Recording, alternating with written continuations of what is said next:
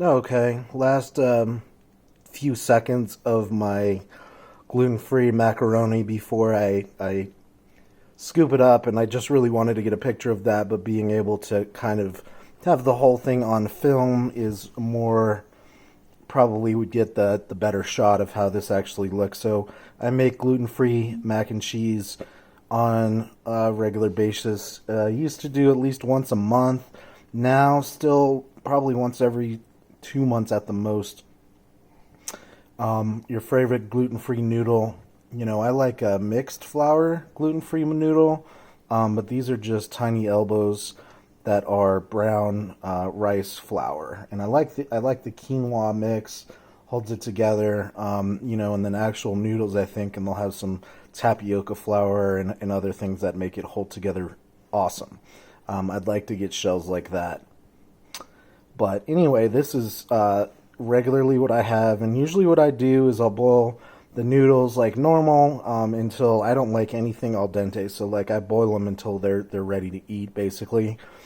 And then I'll drain them and I'll put them back in here. I'll put them back in the pot, and then I'll drop in butter and I'll drop in Velveeta, and then get that going.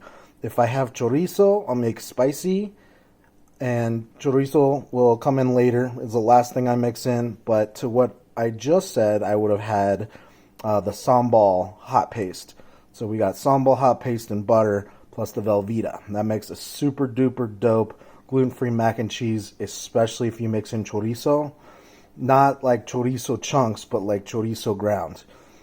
This was a little different, so I went all out and I made like a roux slash bechamel, whatever you want to call it. I saw Mac earlier today, and I think they called it bechamel, so I'll stick with that. I made my bechamel sauce, and the interesting thing about that is I only used 1 teaspoon of flour, and it was gluten-free pizza crust flour. But after I was boiling the noodles, it left, and that's kind of common with just plain rice flour noodles, is that you'll get, this is probably cheese in reality, but it looks like this. It's starch. And so I didn't need a whole lot of more flour because I had that starch. Dropped in butter, got that all incorporated, put in milk, let that turn into, whatever you want to call it with the milk. It wasn't creamy. And then I thought it was a little bit too dense after I added the milk, that just putting cheese on there would get even denser. So I threw in some water. And unfortunately, I think I was about maybe a half an ounce over too much water in the cheese sauce. It's not thin, but it's not as thick as it could have been, as not as thick as maybe I would have liked it.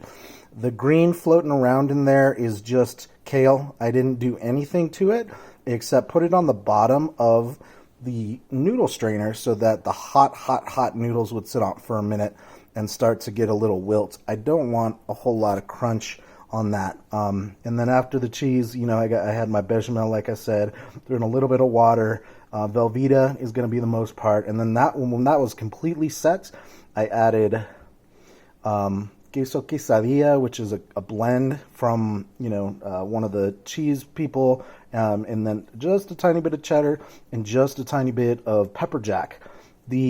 Basically your white cheeses is what gives it that good stretch, especially a mozzarella or provolone is going to give it an amazing stretch. So you want to incorporate that in most cases. Like Velveeta and milk does not give any stretch. And this really won't. I have it sat here because I decided to then go ahead and put some more cheddar cheese on the top so that it does get amazing pull, and have droopy cheese. And that's where I wanted to build up to. So without further delay, let's take a look. Let's get a good bite going. Here's already all melted.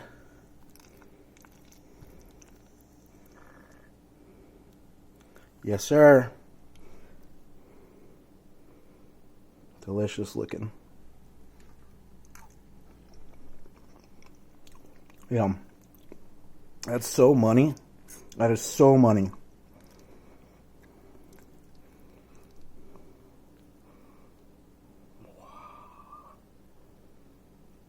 And that didn't stick together and have a whole lot of cool strains. Let's try this bite. There's a lot of cheese right here.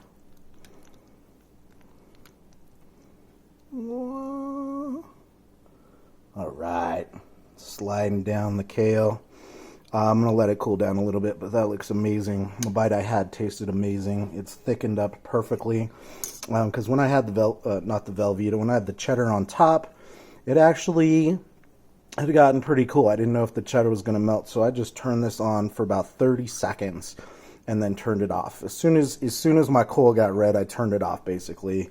And you know, all the cheese, because it was thin, was going to the bottom, so that hit there, and all of its like liquid part of the cheese sauce, you know, a little bit evaporated, made the cheddar on top melt, and like I said, with the evaporation, turned it to a perfect consistency. So I am 100% happy. And if I would change anything at all, it would just be the type of noodles. I would go with a shell, or I would go with a rotini, but I do, like I said, like multiple flours in my gluten-free mac. Until next time, let me know if this looks good and y'all want to try it. I mean, it's not